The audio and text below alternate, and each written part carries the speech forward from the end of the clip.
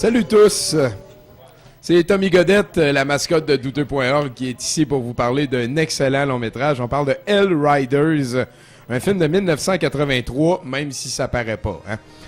On poursuit notre Lucky Seven avec un film qui fut jadis très important pour ma conception du monde. Avant Hell Riders, j'étais certain que pour faire un film, on avait besoin d'un minimum de qualité. Avant Hell Riders, j'étais certain qu'on avait besoin d'un minimum de créativité, d'un minimum de scénario, d'un minimum de planification, d'un minimum de décence et de fierté pour se permettre d'en venir à offrir un long métrage aux gens. C'était avant Hell Riders. Tina Louise, c'est le nom de l'actrice dans le film de ce soir, c'est Ginger de Gilligan's Island. Adam West, c'est Batman de la série éponyme.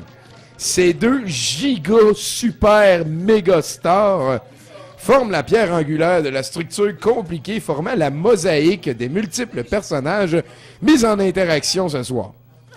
En résumé, un village de 45 âmes reçoit la visite d'une prostituée de la Grand'Ville. Et vous allez voir, les gens du petit bourg, là, les rednecks, insistent souvent sur le concept de prostituée de la Grand'Ville. Et Chris, oui, ils vont le dire souvent. La venue de la dame coïncide fortuitement pour l'action avec la révolte des Hell Riders, le club de machines du bourg composé de Mark, le moustachu, Snake, le leader, on va en reparler, l'élément comique au casque greffé, qui n'a pas de nom, le curé, l'ange à poil, qui monte tout le temps ses tweeds, on est content, et bien entendu, le petit trapu violent.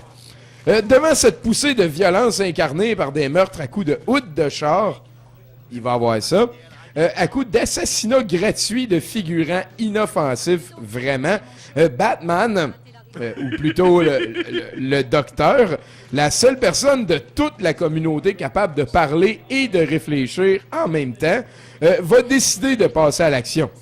Tous les habitants du village prennent les armes et décident donc de repousser les Hell Riders, qui sont les motards envahissants. Spoilers alert, parce qu'on est dedans, pour tenter de vous aider à y trouver de l'intérêt. Je vais vous parler un petit peu du film. En fait, c'est pour vous aider à y trouver le même intérêt que nous. Parce que, sérieusement, les Hell Riders, c'est -8. Pour vrai. C'est pas un -8 qui est très, très... tu sais, avec des explosions au ralenti. Mais -8, pareil. Donc, il va avoir un viol à relais. Mais tu sais, avec du linge, là, faut pas s'inquiéter. Il va y avoir aussi un autre viol avec des préliminaires à relais. Ça c'est pas pire, des viols à préliminaires à relais. Il va aussi avoir le bruit de freinage des pierres à feu, souvent dans le film. Quand il y a un auto là, qui freine, là, c'est le bruit de freinage des pierres à feu.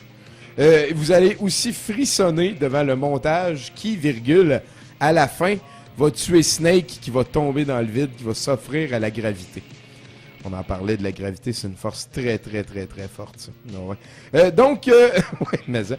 Comme je l'ai mentionné, il y a beaucoup de personnages dans le film et leur compétition de virilité, telle de non-subtiles blagues de pipi-caca, vous feront revisiter votre cours d'école du primaire exactement comme dans le temps, au même niveau d'adulte. Insidieusement, la trame sonore va venir vous taper sur les nerfs. Immédiatement, la grand-gueule à Snake va vous amener là, à cette petite place au sein de vous-même que vous n'êtes jamais allé encore. Et Snake parle à lui tout seul à peu près autant que tous les autres personnages du film. Oui.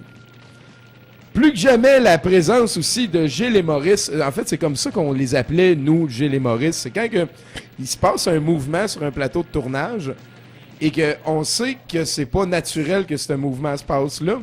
On sent les effets de Gilles et Maurice et ça se fait très très bien. Vers le début du film, il y a deux adolescents qui sont en train d'avoir des relations sexuelles dans une vanne et là, ils sont comme un à côté de l'autre et puis là, il y a une shot de l'extérieur de la vanne et puis tu vois que la vanne est vraiment poussée par Gilles et Maurice dans l'arrière. Là. Donc, c'est ce genre de petite affaire-là. Et ce soir, Gilles et Maurice sont là souvent. Vous pouvez les appeler comme vous voulez, les votes. Là, il y a sûrement un nom en anglais, mais nous autres, on les a baptisés, ça fait quand même assez longtemps. Oh, pas douchebag.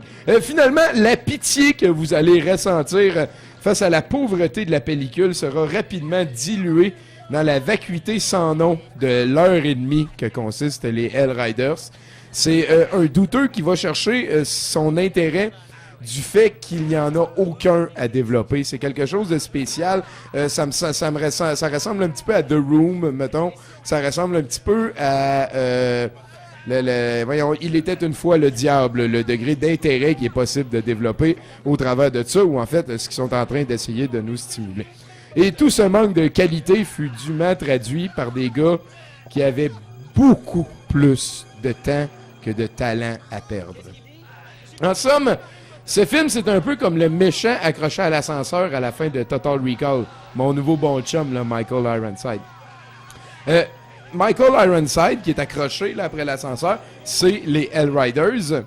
Le temps qui passe dans le film, c'est le plafond qui se rapproche puis qui va lui arracher les bras. Et les Hellriders, c'est ça. Et les Hellriders, c'est la qualité du film. J'aurais dû lire ma feuille. Michael Ironside, c'est Hellriders. L'ascenseur, c'est le temps qui passe. Et le plafond qui va lui arracher les bras avant de le lancer dans le vide, c'est le degré de qualité du dit film. Ouais, voilà. Donc, en sur-somme, Hellriders, c'est tout comme Rush, il y a 2 semaines. J'en ai parlé, ça fait pas longtemps. Rush, c'est un des films qui a causé le plus de coming-out douteux, violent, que j'ai été témoin. Vraiment, Hellrider et Rush, ça seraient les 2 noms qui me reviendraient en surface si jamais à en reparler. Si la rage vous prend en écoutant les Hellriders, pas de blessure, pas de violence incontrôlée. On prend un projectile, on vise la face de Snake et ça va faire du bien. Et puis en cas de panique, on est des spécialistes, vous avez des recours, vous pouvez venir nous parler, nous poser des questions. Mais attention, j'ai pas dit qu'on avait des réponses. J'ai dit qu'on était des spécialistes et qu'on avait des débuts de solutions. Ouais. On peut aider, en fait, que j'ai écrit. C'était mieux ça.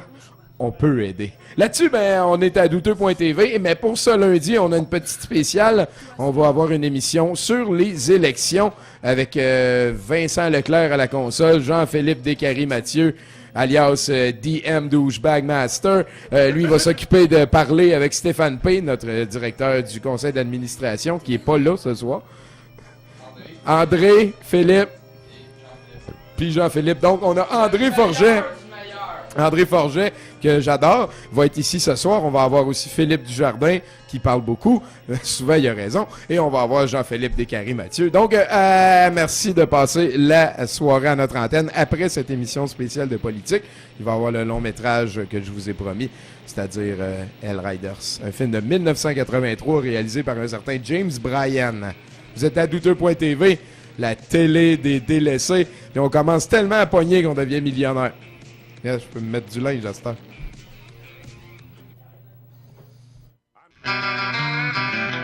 70% pour 100%.